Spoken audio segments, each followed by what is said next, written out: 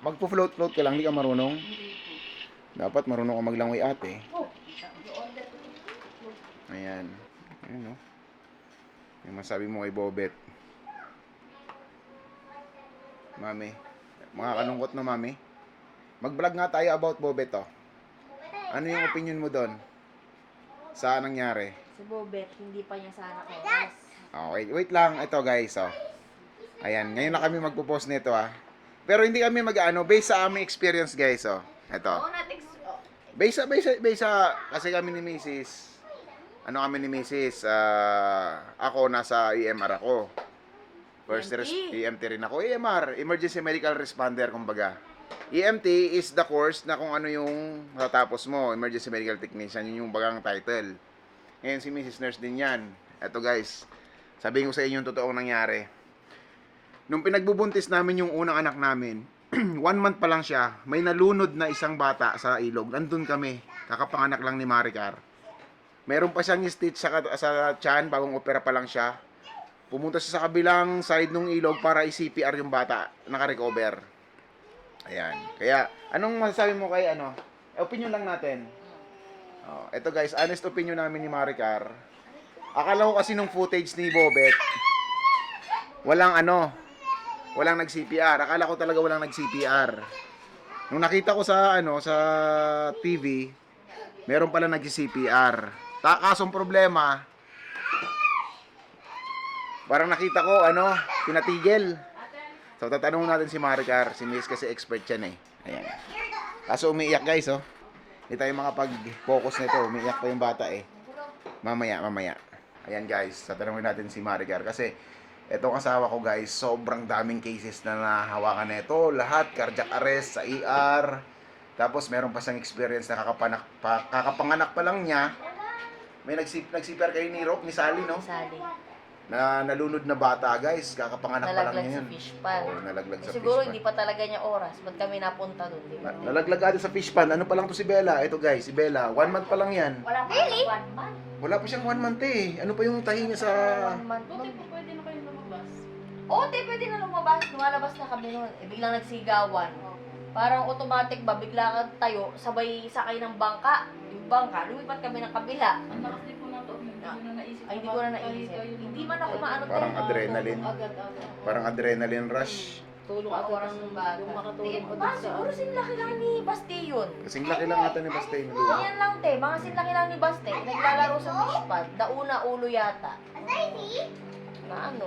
Buti na CPR agad nila. Na CPR. Hindi ako agad nun eh. Nasa rin ako nun Agbabati ako kay Noe, ay kay Bella. Bella. Tsaka kayo agad yung rumisponde nun eh. Oo, tayo kami agad. Agad-agad kayo ni Rose eh. Sally. Ay ni Sally. Ayan me let's go back to Rene. Akala ko kasi talaga walang nag-CPR. Nung nakita ko yung video, may nag-CPR pala ate. Pero ang problema, yung nag-CPR nga tinatagilid pa niya si Rene. Okay lang yun. Basta sini-CPR mo, kahit lumalabas yung tubig sa bibig, no need na i-reposition mo. Ititagilid mo lang siya kapag may pulso May na. malay na. Pero may pulso raw eh. May pulso ba? Daw, sabi, Oh. sabi. Okay. Sabi, yun ang kumakalat. Doon sa base nakita mo sa social media. Ito sa video na to, yan. Titignan natin tong video na to. Kita mo, 'di ba may nagsi-CPR? Tapos tinatagilid pa niya. Tinagilid pa niya. Tapos ito yung responder, itong nasa gilid na yan, Yan yung babae na nagsabi na anyway, anong masasabi mo sa Anong masasabi mo doon sa nangyari? Sinabi nung responder. Hindi, anong masabi mo sa I mean doon sa nakikita mong sitwasyon kay Bobet? Meron pa sa akin chance na mabuhay eh. Talaga? Kumbaga meron pang chance kung talagang narespondihan lang talaga siya agad-agad na tuloy-tuloy, mabubuhay pa eh. Kumbaga, kung alam mo talaga yung dapat na sequence na gawin mo, mabubuhay yung bata. Mabubuhay pa. Baka tayo na ito, baka mabash tayo na nagmamagaling tayo. Actually guys, hindi kami, ang opinion lang namin to. Kasi actually, ang pag-train ka kasi ng CPR, hindi lang siya basta CPR eh. Meron talaga siyang process. Actually, kailangan 5 sets pa nga yun na CPR eh. Kasi kung talagang i-apply mo yung totoong CPR, kailangan mo mag-compression ng 30, tapos magbibigay ka ng hangin na 2. dapat magawa mo yon sa sa loob ng 2 minutes. So bali 5 sets yon. So ikaw mami, pagka gano'n na sumusuko pa ng tubig, may pag-asa pa siguro, no? Ayan. Pero depende rin sa kasi yung oras daw na nakuha Tsaka si hindi daw Bobet. bloated, di ba? Hindi pa siya bloated. Kumbaga Hindi makikita pa. mo din Tsaka sa mainit pa raw. video. May pulso pa Kumbaga raw. wala lang talaga siyang malay eh. Mawawalan ka talaga ng malay. We're talking about the drowned player ate, Bobet, you're always calling him Rene, ay Robert. Ayan guys, yan yung opinion lang namin ni Maricar. So, siguro, as a nurse, as an emergency medical technician, mga na-handle na namin yung mga ganyang situation. Ayan, lalo na to si Mrs. Ang dami na na-handle nito ng mga cardiac arrest. So, talagang tawag dito mami, hindi excuse yung hindi ka mag-CPR. Talagang siya. Marami talagang dapat na bagay na tignan sa nangyari kay Bobet. Maraming sangay-sangay na eh. Kumbaga hindi lang isang tao yung titignan mo dyan, madami na eh. Siguro ngayon yung nanay niya kasi focus pa lang din sa burol sa pagpapalibing. Pero once na nalibing yan, dyan na lahat na mabibigyan ng pansin. Lahat ng bagay. Nakakalungkot lang guys, nakakalungkot lang kasi actually dito kasi sa UAE, dito sa abroad, ayan na naman tayo hindi ko naman sinasabi na may mga pagkukulang, may depende sa bansa, pero kasi minsan kailangan din ng kailangan din kasi mami ng refresher. Yung importante guys sa kami nga sa trabaho. Ayan, kaya meron mga renewals ng minsan may mga renewal kami ng mga certificate namin sa basic life support, sa mga ganyang mga CPR, mga first aid, kasi para hindi niyo makalimutan ba? Para pag sa oras na kailangan niyo siyang i-apply is kabisado niyo pa rin. Ang nakikita ko doon sa sitwasyon kasi, nakita ko talaga sitwasyon kulang yung kulang yung paunang lunas. So, ando na nga tayo, narattle na. Pero kung talagang kung mabigyan lang talaga ng magandang paunang lunas, baka buhay pa si Bobet. Pero sabi nga natin, oras niya na baka oras niya na talaga. Ayan. Siguro mga oras niya na. Oo.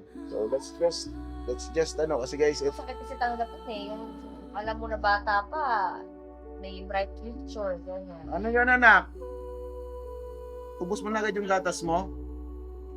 Ayan guys, magpaano na lang tayo, mag-ingat na lang tayo sa mga ganyang bagay. Ay, ito ba? So be careful na lang pagka may mga ganyang, May ako siya, may mga swimming, mag-ingat kayo.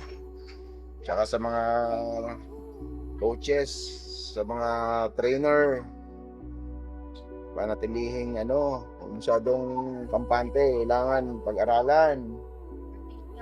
Kasi kahit ako, yung anak ko, ilang beses kong pinag-aaral ng swimming, halos 4 times na siyang nalulunod. Talagang masakit. Masakit as a parent na nakikita mo yung bata. Yung anak ko, guys, si Bella, yung panganay ko, pinasok ko siya ng swimming at the age of 5. Yes, magsi 6 years old siya. Pinasok ko siya ng swimming. What happened? Thank you. Ilang beses siya guys nalunod sa training niya. Lumubog siya. Tapos naka-recover ulit siya. Tapos suka siya ng suka. It's part of part ng pag-aaral ng swimming yun Hindi minsan naiiwasan. Masakit na nakikita mo yung anak mo yung ganun. Yung pa kayang namatay, di ba? So ayun lang guys, no. So kailangan talagang anyway, condolences sa family Baterbonia tsaka sa family ni Divine, Adili. Sana makuha niyo yung justice kung talagang may pagkukulang, kung talagang may negligence na nangyari. Pero sa malamang meron talagang nangyaring hindi dapat. So ayan na guys. Maraming salamat yan lang po yung opinion namin. So we're here in the UAE Karating din dito yung mga news sa Pilipinas. Actually, isa akong panibobet eh. Since last year, 2025, pinapanood ko na siya sa palarong pambansa 2025. Nag-MVP siya. Andun pa sila Mundas, mga kakampi niya, na isang idol ko rin na nasa nasa UE, Litran. Ayan, mag-ingat na lang kayo lahat ng mga players sa Pilipinas at sana mabago na yung sistema. And guys, thank you so much for watching our video.